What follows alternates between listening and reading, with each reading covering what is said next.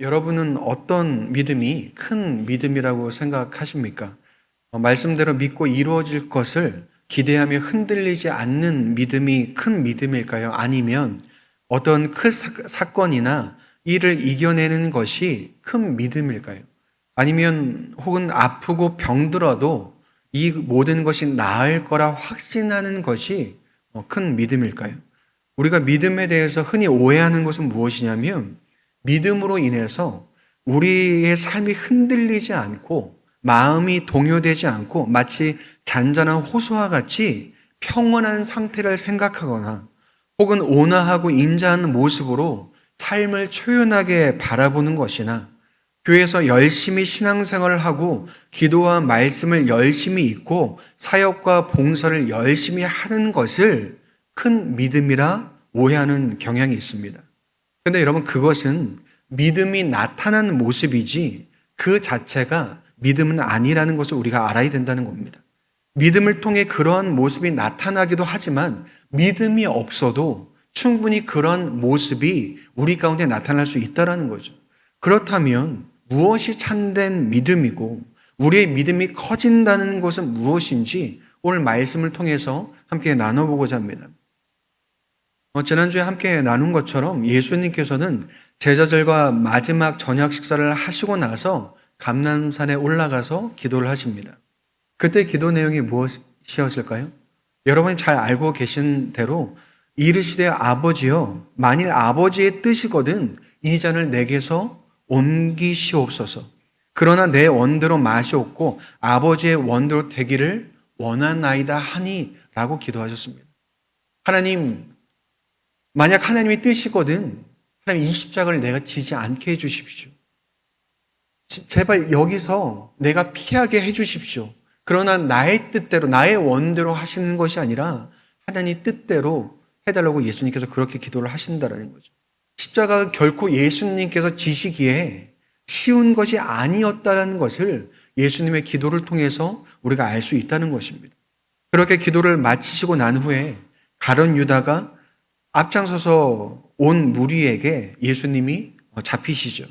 그래서 밤새 예수님은 사람들에게 희롱을 당하고 사람들에게 매를 맞고 신문과 재판과 채찍질을 당하십니다.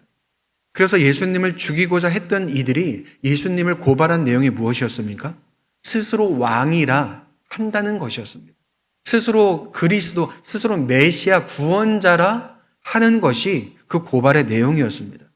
그래서 빌라도가 예수님께 뭐라고 말하냐면 네가 과연 유대인의 왕이냐라고 물었을 때 예수님께서 네 말이 옳도다라고 말씀을 하십니다. 그런데 빌라도가 예수님께로부터 죄를 찾았을까요? 찾지 못했을까요? 찾지 못했습니다. 그래서 빌라도가 이 사람에게서 이 사람을 죽일 죄를 찾지 못하였기 때문에 때리고 나서 이를 풀어주겠다라고 말합니다. 그랬더니 사람들의 반응이 무엇이었을까요? 살인과 난리를 피웠던 바라바를 풀어주고 예수를 죽이라고 말합니다. 십자가에 못 박으라, 예수를 죽이라 라고 소리칩니다. 그래서 성경에 어떻게 기록되어 있냐면 그 소리가 빌라도를 이겼다고 기록을 하고 있습니다. 그래서 그날 아침 9시경에 오늘 본문의 해골이라 하는 곳 골고다 언덕에서 예수님께서 십자가에 못 박히시죠. 사람들이 서서 그 십자가에 못 박힌 예수님을 구경하고 예수님의 옷을 제비 뽑아서 나누었을 뿐 아니라 네가 유대인의 왕이면 네가 그리스도면 너를 구원하라고 조롱을 합니다. 그럼 얼마나 수치스럽고 모욕적인 자리였을까요? 십자가 위에 유대인의 왕이라고 적은 팻말을 달아놓고 예수님의 모든 옷을 벗기고 네가 너를 구원해라 라고 말하지만 십자가에 못 박혀서 아무것도 하지 못하는 것을 보고 얼마나 비웃고 얼마나 통쾌하게 그들이 느꼈을 거예요. 그리고 그뿐 아니라 창조주가 피조물에게 조롱을 받는 것이 여러분 가능한 일일까요? 가능하지 않는 일이라는 거죠. 만약 내가 예수 그리스도였다면 혹은 다른 종교나 신화였다면 여러분 그렇게 십자가에 못 박힌 채로 무력하게 끝나지 않았을 것입니다. 하늘에서 불이 내려오거나 군대가 내려와서 조롱한 모든 이들을 잔혹하게 죽이고 예수님은 빛나는 형상으로 바뀌고 천군 천사가 예수님을 보좌했을 것입니다. 그런데 이런 내용이 더욱더 맞아 보이지만 성경에 이런 내용이 있나요? 이런 내용이 없다는 것입니다. 그런 일이 하나도 일어나지 않았다라는 거죠. 아무 일도 일어나지 않고 예수님께서 모든 조롱과 수치를 그대로 받으셨을 뿐 아니라 오히려 그들을 위해서 기도하십니다. 뭐라고 기도하시나요? 하나님, 저들의 죄를 용서하여 주십시오. 저들이 무슨 일을 하는지 알지 못하고 죄를 짓는다고 그들을 위해서 예수님께서는 기도를 하신다는 거죠. 그리고 나서는 결국 운명하셨습니다. 여러분, 현실적인 눈으로 보면 십자가는 아무런 힘도 능력도 없어 보입니다. 철저한 실패일 뿐 아니라 처참한 수준을 넘어서 미련하게 보일 정도라는 거죠. 2000년 전에 예수라는 사람이 십자가에 매달린 것이 마치 조선시대에 있는 아무개가 사형을 당했다는 것과 별다를 바 없게 느껴집니다. 도대체 여러분, 십자가가 이렇게 비참한 것이라면, 이렇게 무력한 것이라면 도대체 무슨 힘이고 무슨 능력이 될 수 있는지 모르겠죠. 그래서 아무런 기대도 생기지 않습니다.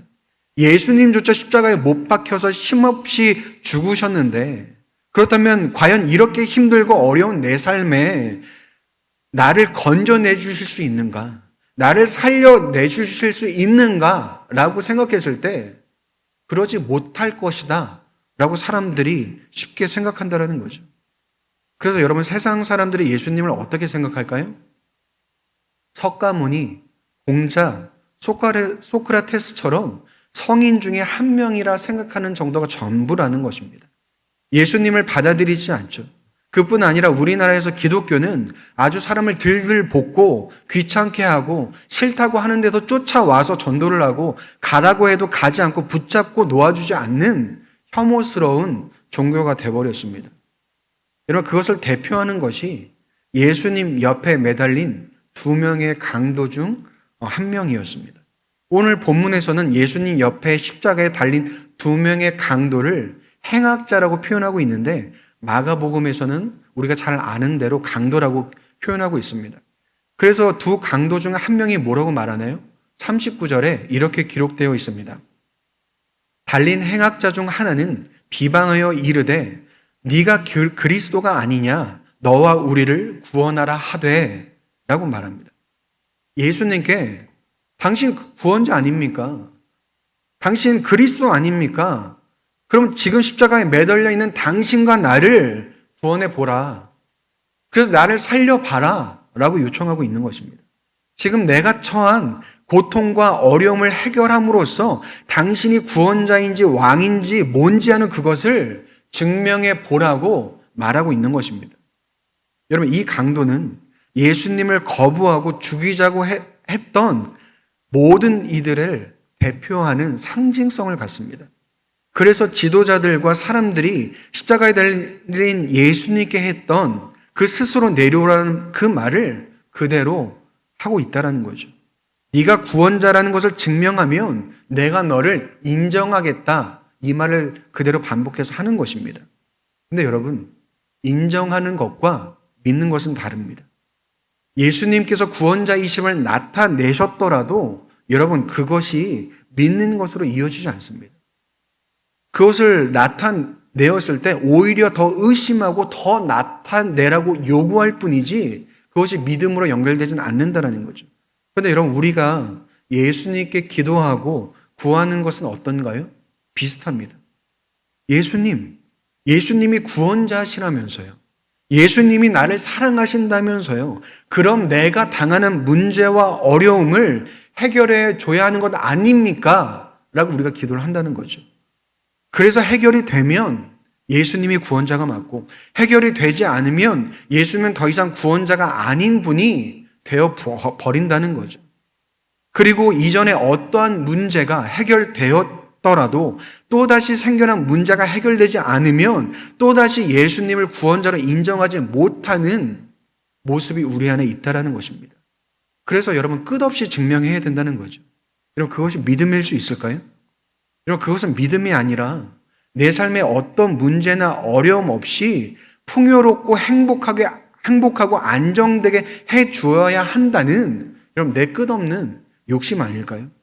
내가 예수님을 믿는 것이 아니라 예수님이 나를 위해 끝없이 일하고 희생해야 한다는 잘못된 욕심과 욕망이 여러분 나를 사로잡은 것 아닐까요?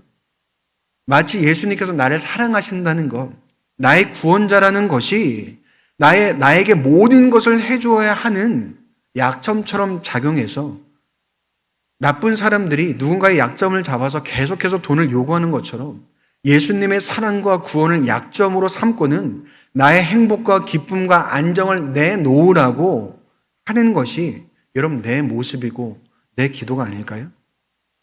여러분 우리가 만약 이렇게 살아간다면 내 삶의 주인은 누구일까요? 바로 나라는 거죠. 그런데 언제부터 예수님을 믿음에도 불구하고 내가 주인인 듯이 기도하고 내가 주인인 듯이 살아가는 것이 여러분 정당화되었을까요? 여러분 믿음이 무엇인지 모르고 믿음이 증명이 되고 수단이 되었을 때 그러한 모습이 우리 안에 나타난다는 것입니다. 예수님을 예수님으로 온전히 인정하지 못하게 되었을 때 그럼 이거 해보세요, 저거 해보세요 라고 요청하게 된다는 거죠. 여러분 예수님께 구하는 것이 잘못되었다고 말하는 것이 아닙니다. 그러나 믿음이 무엇인지를 모르고 믿음이 수단으로 쓰이거나 증명하는 것으로 쓰이는 것은 여러분 잘못되었다는 것입니다. 그렇다면 여러분 나의 믿음은 어떤가요? 예수님께서 나를 위해 내 삶을 위해 증명하고 해결하셔야만 예수님을 나의 구원자로 인정하는 믿음은 아닙니까? 내 삶이 예수 그리스도의 십자가보다 더 중요하다고 말은 하지 않지만 그렇게 여기면서 여러분 살아가는 것 아닙니까? 마치 강도 중에 한 명처럼 나의 죄를 위해 못 박히셨음에도 불구하고 그것보다 중요한 것은 내가 십자가에서 내려가는 것, 내 고통이 사라지는 것이 더 먼저라고 결국 예수님보다 십자가보다 내가 먼저라고 말하는 것 아닐까요? 여러분 그런데 그때 다른 강도는 뭐라고 말할까요? 40절과 41절에 이렇게 기록되어 있습니다. 하나는 그 사람을 꾸짖어 이르되 네가 동일한 정죄를 받고서도 하나님을 두려워하지 아니하느냐? 우리는 우리가 행한 일에 상당한 보응을 받는 것이니 이에 당연하거니와 이 사람이 행한 것은 옳지 않은 것이 없느니라 하고 라고 말하고 있습니다. 십자가에 매달려 놓고서도 지금 너는 하나님이 두렵지 않냐고 또 다른 강도가 그 첫 번째 강도에게 말하는 것입니다.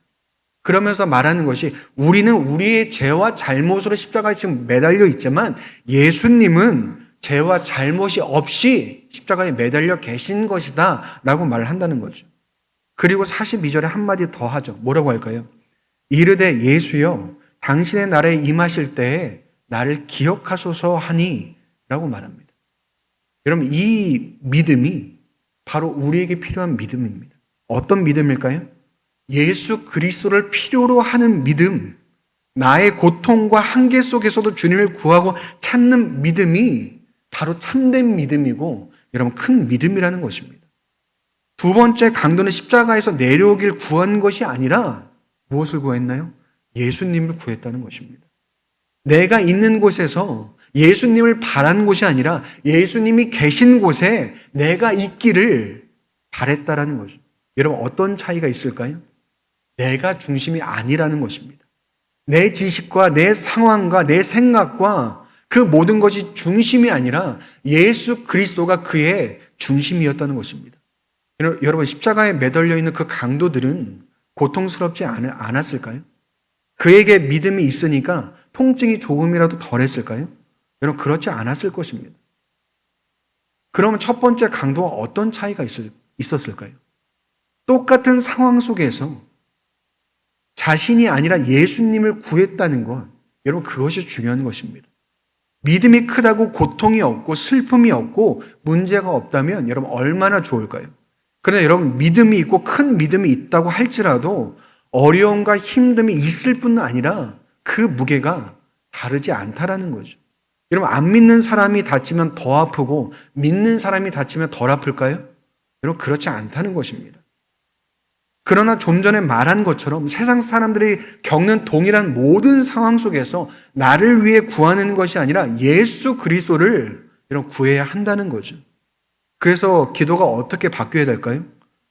예수님, 이 모든 어려움 속에서 나를 구해달라고만 하는 것이 아니라 예수님, 나는 이 모든 어려움을 이겨낼 힘도 능력도 없습니다. 그러니 오직 주님만이 가능하십니다.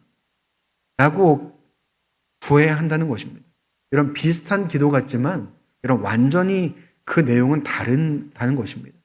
내 기도의 결론이 예수 그리스도를 구하는가 구하지 않는가가 여러분 다르다는 거죠. 결국 십자가와 같은 처절한 고난과 죽음이 닥쳐오고 내가 한계에 부딪혔을 때 예수님을 구할 수 있는가 없는가가 여러분 내 믿음을 결정한다는 것입니다.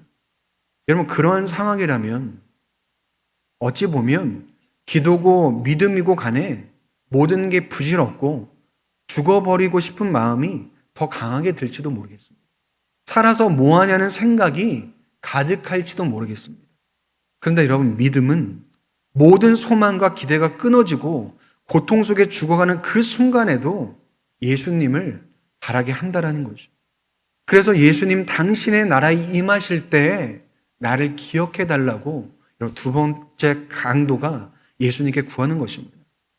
그런데 오늘 본문을 보면 두 강도 중에 첫 번째 강도는 믿음이 없었고 두 번째 강도는 믿음이 있는 것으로 보입니다. 그런데 여러분 두 번째 강도에게 믿음이 생긴 게 언제일까요? 자세한 내용은 알 수 없지만 계속해서 예수님을 믿어왔던 사람이라 보긴 어렵습니다. 그렇다면 예수님께서 잡혀오셔서 십자가에 매달리기까지 그 사이에 생긴 믿음일 것입니다. 그런데 그 믿음을 보고 이렇게 생각할 수도 있습니다. 믿음은 내가 갖는 것이 아니라 하나님께서 주시는 것 아닙니까? 그렇다면 믿음을 가진 이는 그에 맞게 반응하고 믿음이 없는 이도 그에 맞게 반응한 건 아닙니까? 라고 말할 수 있습니다. 그렇다면 여러분 책임이 어디로 갈까요? 하나님께로 갑니다. 하나님이 믿음을 주셔서 두 번째 강도는 그렇게 고백했고 첫 번째 강도는 믿음을 안 주셔서 그렇게 한 건 아니냐라고 따져볼 수 있습니다. 그래서 세상 많은 사람들이 어떻게 할까요? 자신의 믿음 없음을 하나님의 탓으로 돌립니다. 어떤 과학자가 한테 질문을 했는데 당신이 죽고 난 뒤에 하나님이 실제로 계셨다면 어떻게 하나님께 답할 것입니까? 라고 물어봤더니 그 과학자가 어떻게 이야기했냐면 그가 대답하기를 하나님 증거가 너무 부족했습니다 라고 대답할 거라고 했습니다. 처음에는 그 대답을 들었을 때 어느 정도 일리가 있는 말인가 싶었습니다. 그런데 문제가 무엇이었냐면요. 여러분 하나님께서는 우리에게 수없이 말씀하셨고 수없이 나타내셨고 수없이 보여주셨다는 것입니다. 물론 직접 나타나 말씀하시지 않으셨을지라도 하나님이 하나님이심을 알 수밖에 없도록 예수님이 나를 위해 십자가에 돌아가셨다는 것을 알 수밖에 없도록 여러분 하셨다는 것입니다. 그런데 여러분 그럼에도 불구하고 사람들이 예수님을 왜 안 믿을까요? 증거가 부족해서 그럴까요? 아니라는 거죠. 예수님 대신에 내가 선택하고 있는 것들을 여전히 선택하고 싶기 때문에 여전히 내가 내 인생의 주인으로 살아가고 싶기 때문에 여러분 주님을 선택하지 않는 것입니다. 내 삶에서 주님을 필요로 하지 않을 뿐 아니라 예수님을 거절한다는 거죠. 그래서 많은 사람들이 하나님이 나한테 믿음을 안 주셔서 나는 못 믿는다고 말하지만 사실은 못 믿는 것이 아니라 안 믿는다는 거죠. 이런 구원은 하나님의 선물이 맞습니다. 믿음도 하나님께서 주신 것이죠. 그런데 여러분 우리 편에서 보았을 때는 우리의 이해로 이해했을 때는 예수 그리스도가 나의 죄를 위해 십자가를 대신해서 지셨다는 그 사실을 마음으로 받아들이고 예수님을 믿기로 결단할 때 여러분 믿음이 시작되는 것입니다. 마치 닭이 먼저냐 알이 먼저냐라는 질문 같지만 내가 예수님을 믿기로 결정하고 내 마음을 드린 것이 여러분 내가 한 것 같지만 하나님께서 허락하셔야만 가능한 일이라는 거죠. 그렇기 때문에 단순하게는 내가 예수님을 믿으면 되고 전심으로 십자가에 달리신 예수님을 구하면 된다는 것입니다. 그런데 이 모습이 예수님 옆에 십자가에 달린 두 강도의 모습에서 그대로 드러난다는 거죠. 내 옆에 계신 예수 그리스도를 보고 영접한 이와 내 옆에 계신 예수 그리스도를 보고 거절한 이의 모습이 대조적으로 나타난다는 것입니다. 그런데 예수님을 믿은 강도에게 예수님께서 뭐라고 말씀하시나요? 43절에 이렇게 말하고 있습니다. 예수께서 이르시되 내가 진실로 내게 이르노니 오늘 내가 나와 함께 낙원에 있으리라 하시니라. 여러분, 예수님께서 그와 함께 해주실 것을, 죽음도 고통도 어떤 것도 예수님과 그의 사이를 갈라놓지 못할 것을 말씀하십니다. 여러분, 그렇다면 예수님을 믿는 이의 결론이 이것이라면 예수님을 믿지 않는 이들의 결론은 무엇일까요? 여러분, 멸망일 수밖에 없고 파멸일 수밖에 없습니다. 왜일까요? 우리 삶을 마치 무면허 운전자가 고장난 차를 운전하는 것과 똑같기 때문에 그렇습니다. 여러분, 무면허 운전자가 고장난 차를 몰면 어떻게 되나요? 여러분, 사고가 날 수밖에 없다는 거죠. 왜 그렇게 제가 비유를 하는 것이냐면, 면허가 없다는 것은 운전을 할 수 없는 것처럼 우리에게는 내 삶을 감당할 만한 능력이 없기 때문에 그렇습니다. 그리고 차가 고장났다는 것은 우리 삶이 언제 터질지 모르는 사건, 사고와 문제로 가득하기 때문에 그렇습니다. 그래서 또다시 따지기는 처음부터 내 삶을 다룰 수 있는 능력을 하나님이 주시고 인생에 아무런 염려도 걱정도 없게 하나님이 만들어 주셨으면 되지 않았는가라고 우리가 생각하고 그렇게 말하고 싶은 마음이 굴뚝 같죠. 근데 여러분, 하나님께서 그런 삶을 이미 허락하셨습니다. 그런데 누가 망가뜨렸을까요? 여러분, 우리가 망가뜨린 것입니다. 우리의 죄로, 우리의 욕심들로 비롯해서 이 세상에서 나만 잘 살면 된다라는 이기심으로 사람이든 자연이든 모든 것을 나를 위한 수단으로 사용해 왔기 때문에 여러분, 이 삶을 망가져 있는 것입니다. 그런데 여러분, 예수님께서 십자가로 오셨다는 것은 무면허로 언제 터질지 모르는 고장난 차를 타다가 그 차가 전복되어서 혹은 폭발해 버려서 죽어가는 나를 부활해온 구조대처럼 이 망가진 세상과 인생 속에 아무런 힘도 없이 죽어가는 나를 구원하고 살리기 위해서 그 예수님이 오셨다는 것입니다. 그리고 나를 구하기 위해서 자기 생명까지도 마다하지 않으신 것이 여러분, 십자가라는 거죠. 여러분, 종교개혁을 한 마틴 루터가 뭐라고 말했냐면, 그리스도를 단순히 일반적으로 그리스도로 부르는 것만으로는 충분하지 않다라고 말하면서 그는 나를 위해 죽으셨다는 사실을 믿음으로 붙잡아야 한다. 누구든지 자신을 위해 그리스도를 나의 그리스도로 붙잡지 않는다면 그리스도는 그에게 아무 소용이 없다라고 말했습니다.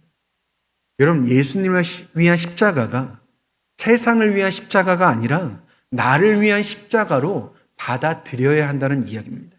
그래서 우리가 많이 말하는 것이 무엇입니까? 이 세상에 나밖에 없었어도 예수님은 나를 위해 십자가를 지시러 오셨을 것이다 라고 말을 하는 것이죠. 여러분, 어떻게 그걸 알 수 있을까요?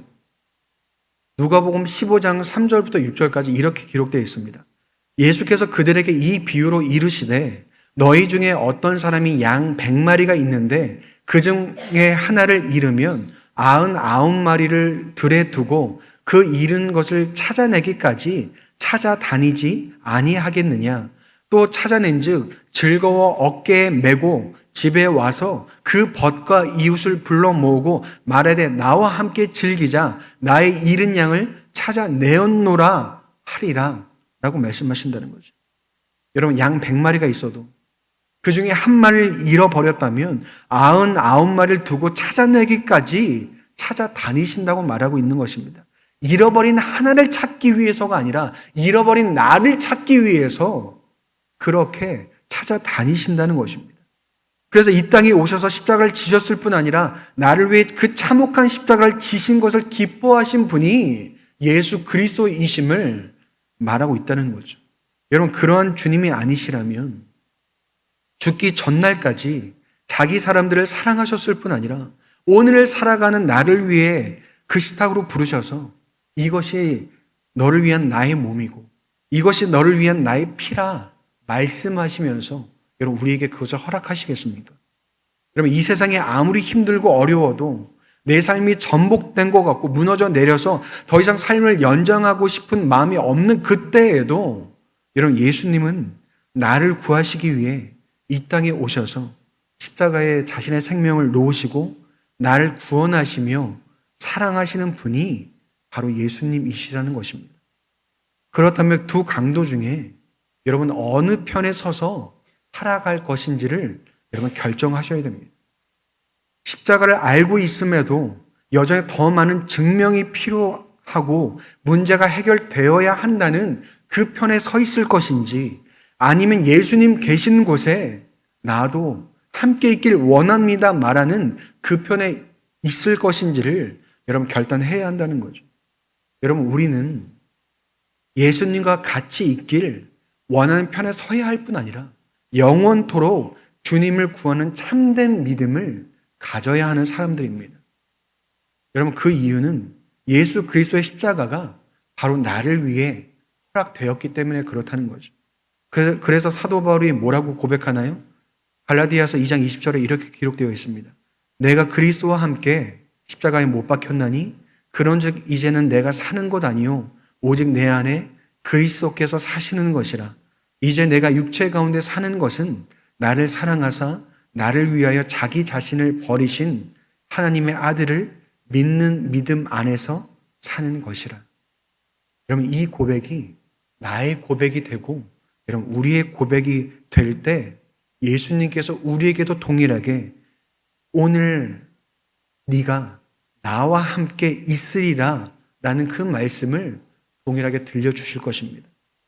그리고 여러분 그 말씀은 미래의 낙원에 대한 약속뿐 아니라 바로 지금 내가 살아가는 이 순간에도 함께 하실 것이라는 그 약속과 그 주님을 경험하는 놀라운 은혜가 될 것이라는 거죠. 그렇다면 예수님을 믿고 예수님을 구하며 오늘 주님과 함께 있으리라는 그 약속을 누리는 저와 여러분이 되길, 그리고 그러한 한 주를 살아가는 저와 여러분 되기를 축복드립니다.